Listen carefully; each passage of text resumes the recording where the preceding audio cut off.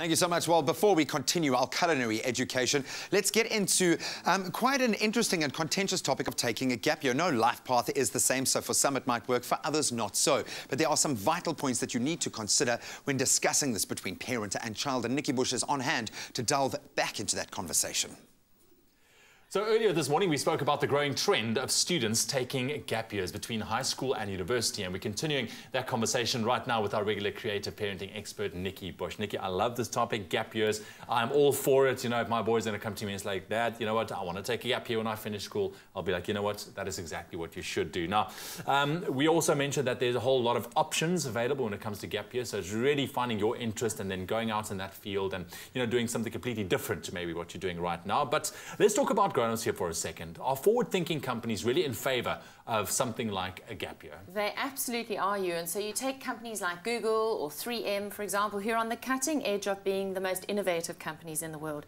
And they've discovered that if you don't give employees time to pause, time to think, time to actually do something they wouldn't normally do in a day, they cannot come up with creative, innovative ideas. So I know, for example, at 3M, I think they give their employees 4 hours a week to do something different, to work on not their own projects, but other people's projects, or an idea they've had, to start developing an idea they have that's not part of their normal job spec. At Google, for example, every 3 years, you get 3 months mandatory leave. Really? Fully paid, where you must go away, do something outside of the workplace, and then come back, your job is guaranteed. So it's important to step back to gain that perspective and to rekindle, I think, that sense of creativity that we all have within us. But it gets so stifled by the humdrum of daily life and getting the to-do list done. I wanted to ask you about that. I mean, the value of something like this for an adult. I mean, how would you unpack that? Because you mentioned, obviously, creativity is one big factor. So I like to talk about filling your cup.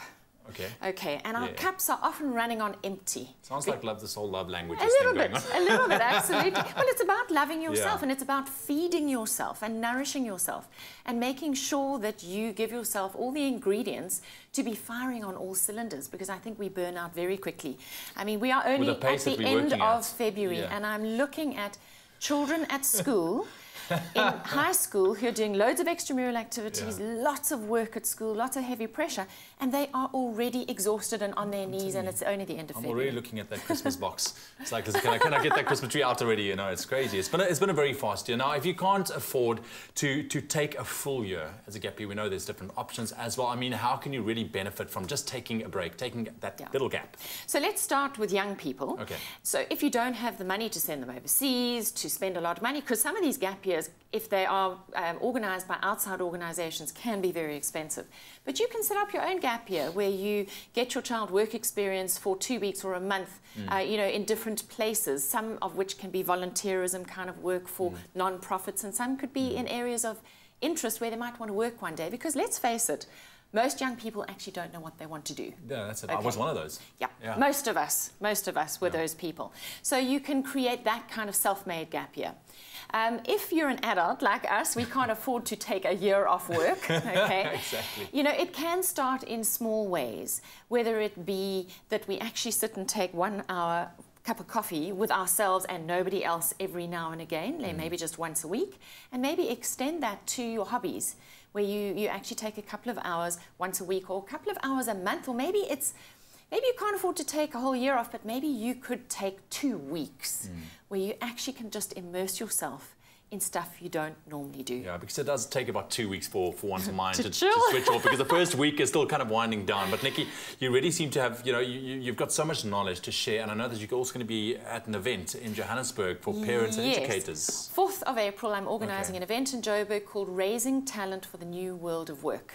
And in that presentation, it's going to be about a 2.5-hour event in the evening. Just get on to nikkibush.com to find out more about it.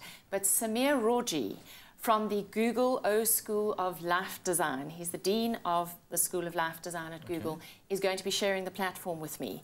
He's only 28. He's a South African living abroad in Dublin, where he started this School of Life Design, and he has amazing insights to offer.